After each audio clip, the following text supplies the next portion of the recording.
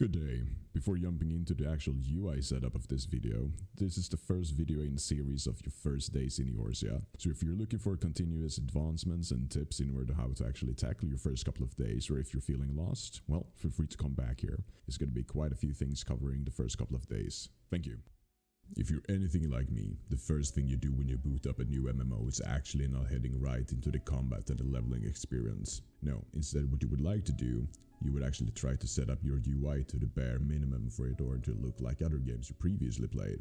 If you are the same kind of person, then this video is indeed for you. We're going to be running over some of the more basic UI settings, along with keybinds and other features that might be good for you as a new player to know.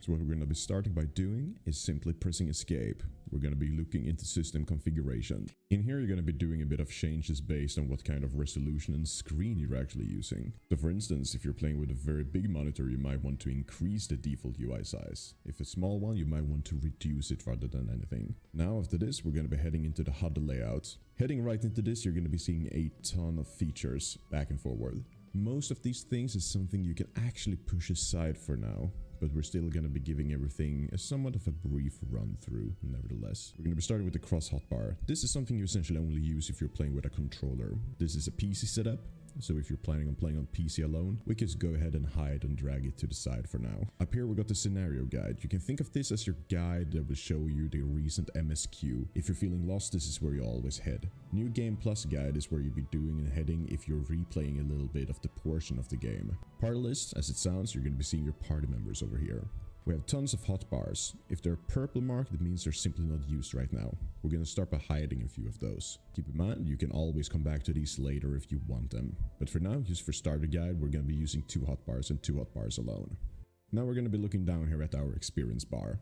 Many people tend to play this a bit differently where they prefer it. I prefer having it a little bit larger. So we're going to be pressing it, the cogwheel, and then go ahead and actually increase the size of the bar itself. Now it's a little bit larger as you can see, and I'm going to be putting it right at the top of the screen. Parameter refers to your health and your mana pool basically. This is something I personally prefer having used a little bit underneath my character. The progress bar in question is what you could call a cast bar or interact bar from different games. If you're interacting with something and it takes a few seconds, that's going to be the bar basically. Now we're going to be setting up the 2 main bars that we'll be using for now, hotbar 1 and 2. Further down the lane where you're going to be unlocking more abilities, we're simply going to be unlocking and, well, putting in more bars simply. But for now, we're going to be starting off with the 2 until you get a general feel for the game. Down at the right, you can now see the main menu. This is essentially where you have all the toggleables. We're going to be putting them just to the side. Same with the inventory grid. It's an easy way you can click in order to open inventory and such. Notice this is referred to if you have like a queue pop, for instance. We're just going to be putting it all together. For now, we're just going to be moving the HUD layout to make it a little bit smoother to see. Alliance list is a extension of the party list when you play in the larger play formats, such as alliance raids later, so you can see the other groups as well. We'll put them both over here for now. We might move them later if we feel that it's becoming a bit too clunky or too messy in the middle of the screen. No, they're going to have to suffice right here. The target bar, as the name dictates, is actually going to be when you target someone, or how you actually perceive the enemy or the friendly target that you're targeting. Just for example, you can see right here, this green meter is the target bar as of now. You can make changes to this, etc. later on and make it more apparent, but just to give you an example. We'll now head back into HUD layout, and we feel that, maybe we feel it's actually sitting quite alright for now, but we're going to be moving it a little so it doesn't overlap with the alliance lists. And in order to free up a little bit more space, we're actually going to be moving down the alliance list as well. I'm primarily a DPS player, so I prefer having them a little bit smaller.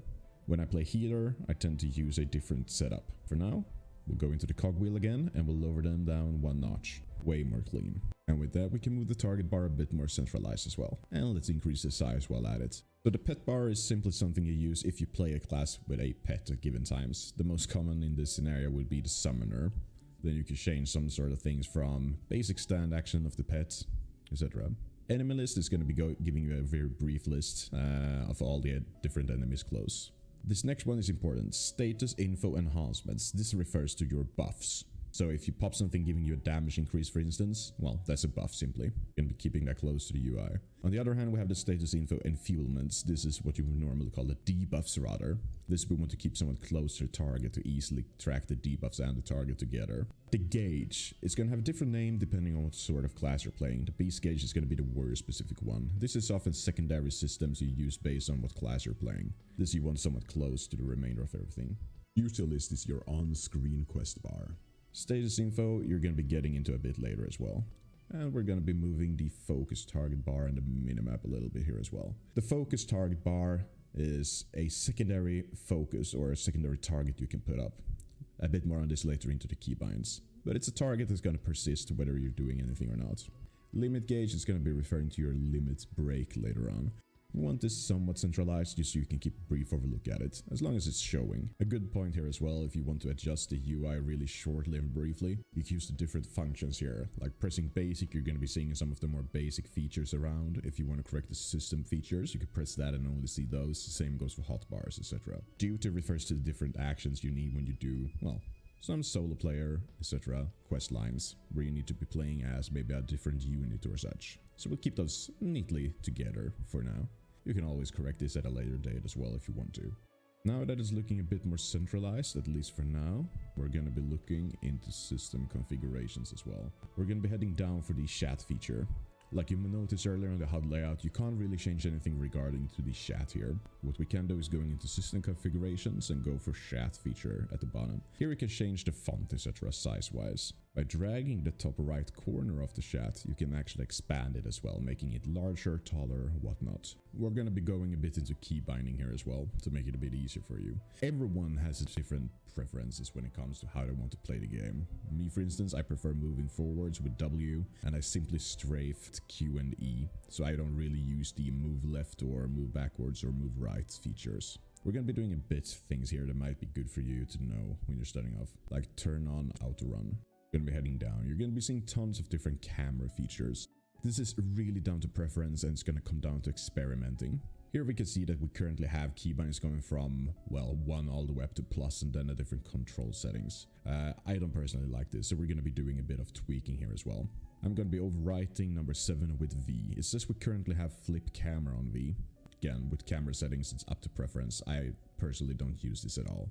We're also going to be binding F, which is normally face target. We're going to be changing that later. Same with set focus. We're going to have V, Shift V, F, and Shift F, and then G and Shift G. We're going to be starting like this, and that's the entire first bar done, as you can see. Now, the second bar is almost even more messy if you'd ask me. So what we're going to do is we're going to be changing the first 4 into Shift 1 to 4. For the remainder, we're going to be using Alt 1 to 3. And for the last few, I'm going to be using my MMO mouse and bind 5 more keybinds to my mouse. And it's going to be numlock 1 to 5 in this scenario. Now going into the targeting section, we're going to be looking at a few things here. Again, this is very much down to preference, but the most important things in the scenario is going to be a few features here. It depends on whether you prefer having something to target yourself, etc. Some things that are very good to know, however, is target nearest enemy. I personally like having this on my mouse 3 or my scroll wheel, simply pressing that to target the nearest enemy. We're also going to be changing the set focus targets. Instead of the original Shift F, we're simply going to be using Alt F instead. Now heading into the shortcuts, we're going to make a very few couple of changes here. Nothing that major. In most games I played, I've always opened the bag using B, so that's what we're going to be going with. Armor chest is where you see your armor, etc. We're going to be doing Shift B for that.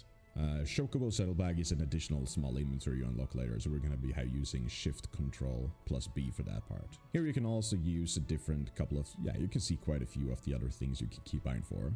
One of the biggest and positive things about Final Fantasy is that you can essentially, keybind literally every single function if you would like. A few more changes. Social, I'm used to playing with O, so I'm changing that up. Friend list, I'm used to pressing L. Just keep in mind what you're overriding. You can always access these via keys, etc. or by clicking on the screen on different symbols, but yeah, this is just for the very most basic things that I personally use. You're going to be seeing tons of different logs here, etc. and other features as well. We're going to be looking at this in just a few moments here as well, so you don't feel lost. Going to system, you can see quite a bit of the num features I was speaking about earlier that was previously located on my mouse. You can see the switch HUDs here. Going back into switch HUD later, you can basically set up different profiles for your UI. Going to gamepad, this is only really relevant if you're going to be playing with a controller or if you're playing on console. You can remap if you would like in any sort of degree or setting here. But now it's looking a bit more smooth if you're used to playing, well, more traditional, or if you're used to playing a certain kind of MMOs that have some of the more baseline settings. Alright, for now this is gonna have to suffice. It's by no means a way to put up a perfect UI or your dream UI. It's more about giving you the tools to actually access this section on your own, making tweaks when you actually need them. For now we're gonna call it. In the next coming days I'm gonna be putting up more guides, well, basically venturing into EORZEA quote unquote for the first time. So very beginner friendly, walking through some of the more basic steps of the game, etc. So yeah, I'll catch you next time. Like and subscribe if you liked the video.